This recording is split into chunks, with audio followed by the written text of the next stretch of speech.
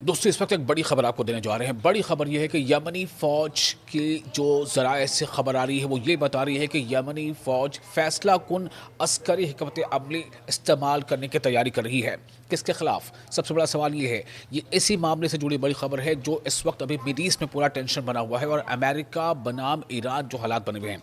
अगर इस बार जंग छिड़ती है तो ये मार्का ताकत के तवाज़ुन को मुकम्मल तौर पर बदल देगा, जिसमें चौंका देने वाले और खौफनाक ऑप्शंस शामिल होंगे।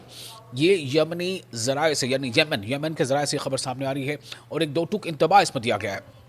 यमन की जानिब से सख्त और गैर मुतवक्का सरप्राइज़ आने वाले हैं। ये सरप्राइज़र होंगे। आपको याद है ना कि यमनी फ़ौज ने किस तरह से बहर अहमर यानी रेड सी में अपनी ताकत का एहसास कराया था। और इसी से जुड़े एक और अहम खबर आपको देने जा रहे हैं। वो खबर ये है कि ईरान पर हमले के खिलाफ साबिक बरतानवी बहरी कमांडर ने वार्निंग दी है। जी हाँ, ये बरतानवी बहरी कमांडर है यानी नेवल, और ये बहरी कमांडर है, इंडियन नेवी के कमांडर हैं।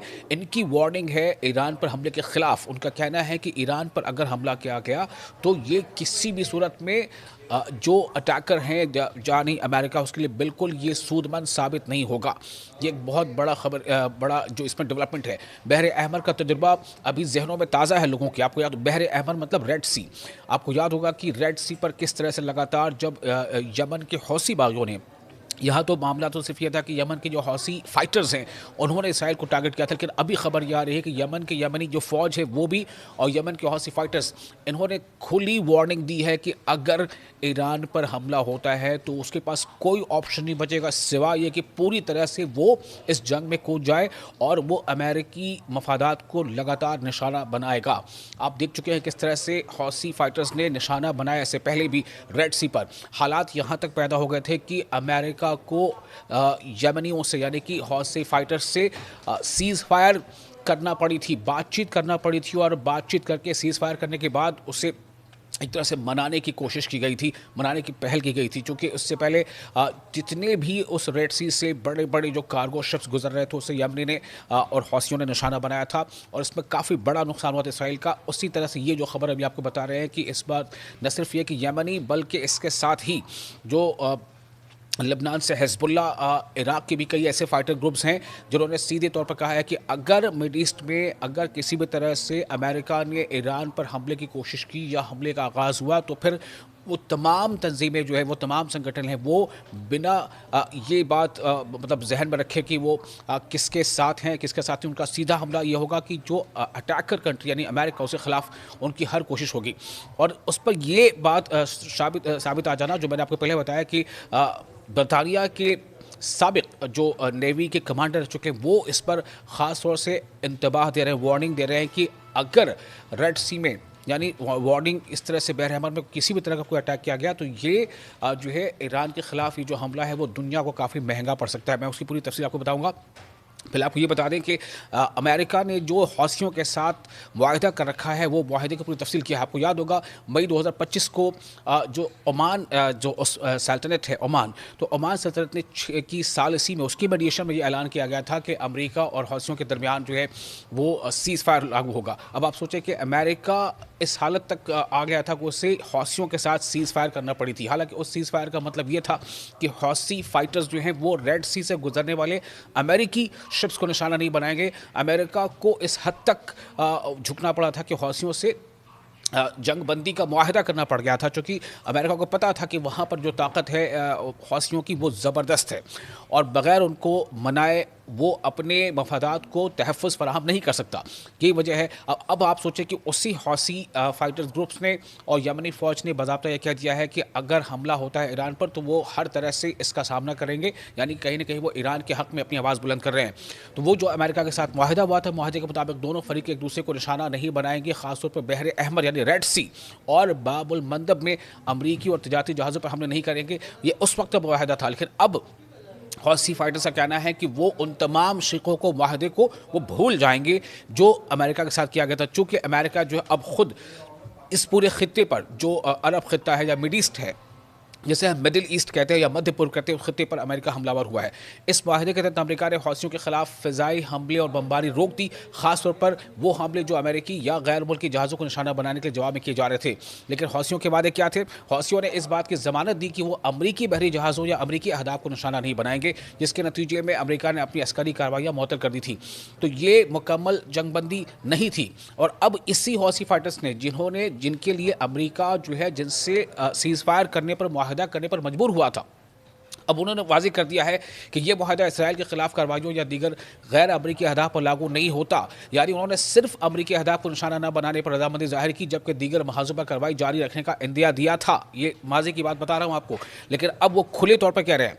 अब आप सोचें कि ईरान पर हमले के खिलाफ साबिक बरतानवी बहरी कमांडर की वार्निंग है। वो क्यों? वो क्या कह रहे हैं? उनका कहना है कि बहरे अहमर यानी रेड सी का तजुर्बा अभी जहनों में है। यानी वो ये याद दिला रहे हैं दुनिया को कि रेड सी में जो हमले हुए थे हौसियों की जानिब से या यमनी फौजों की जानिब से, उसको नहीं भूलना चाहिए। और अगर ईरान पर हमले का कोई ऐसी शुरुआत होती है तो ये दुनिया के लिए अच्छा नहीं होगा। बरतानवी बहरिया के साबिक कमांडर यानी एक्स कमांडर जिनका नाम है टॉम शार्प ने ईरान पर किसी भी हमले के मुमकिना नताइज से ख़बरदार किया है। उन्होंने अस्करी ख़तरात के तजज़िये में, जिसे वो यमन कॉम्प्लेक्स कहते हैं, इसको मद्देनज़र रखने पर जोर दिया है। ये इस्तिलाह हालिया अमरीकी और मगरबी तजर्बात के लिए इस्तेमाल की गई है जो बहरे अहमर में पेश आए।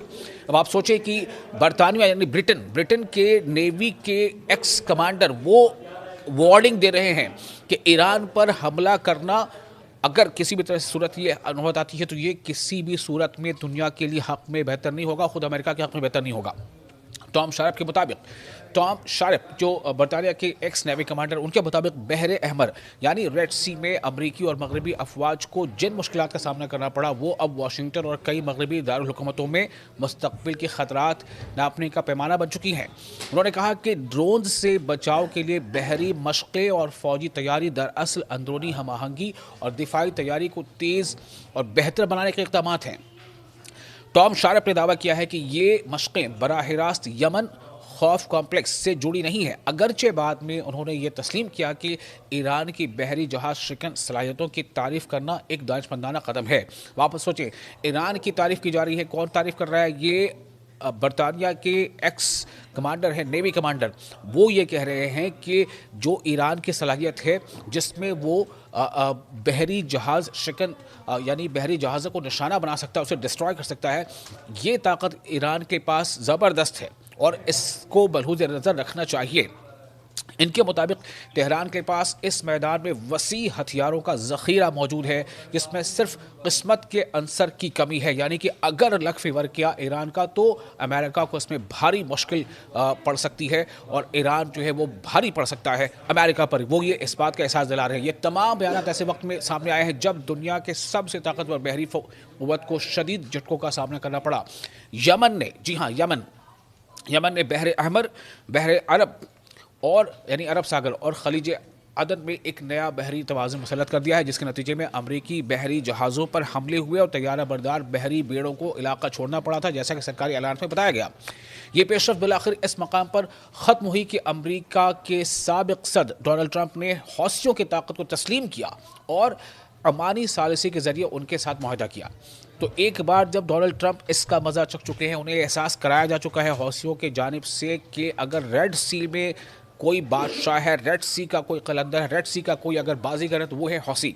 और वही हौसी फाइटर्स, वही यमनी फ़ौज अब ये कह रही है कि अगर अमेरिका ने ऐसी कोई गलती की, ईरान के ख़िलाफ़ कोई ऐसा मिलिट्री स्टेप लिया तो ये अमेरिका को भारी पड़ सकता है। और इसी बात की तरफ इशारा कौन कर रहे हैं? टॉम शार्प, जो बरतानिया के साबिक नेवी कमांडर है, वो ये कह रहे हैं कि ऐसा जोखिम उठाना किसी भी मुल्क को काफ़ी भारी पड़ सकता है अगर वो समंदर में ईरान से टकराता है।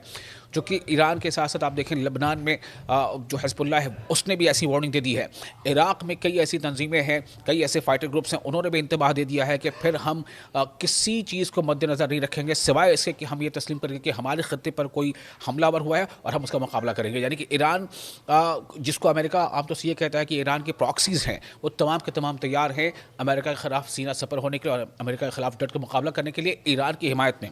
और जैसा मैंने आपको पहले बताया, किसी भी खबर ये काफ़ी अहम है कि अब जो सऊदी अरब की तरफ से जो सिग्नल्स आ रहे हैं, जो वहाँ से इशारे आ रहे हैं, वो यही हैं कि सऊदी अरब किसी भी सूरत में अपने मिलिट्री बेसिस को या अपने एयर स्पेस को ईरान के ख़िलाफ़ इस्तेमाल करने की इजाज़त नहीं देगा। तो ये तमाम ऐसी ताकतें, इससे ये लग रहा है कि अब जो मिड ईस्ट की जो प्रोबेबिलिटीज़ थी अमेरिका के फेवर में, वो कहीं न कहीं उसके दरवाजे अब बंद होते जा रहे हैं और ये हौसियों का अब नया ऐलान ये भारी पड़ सकता है।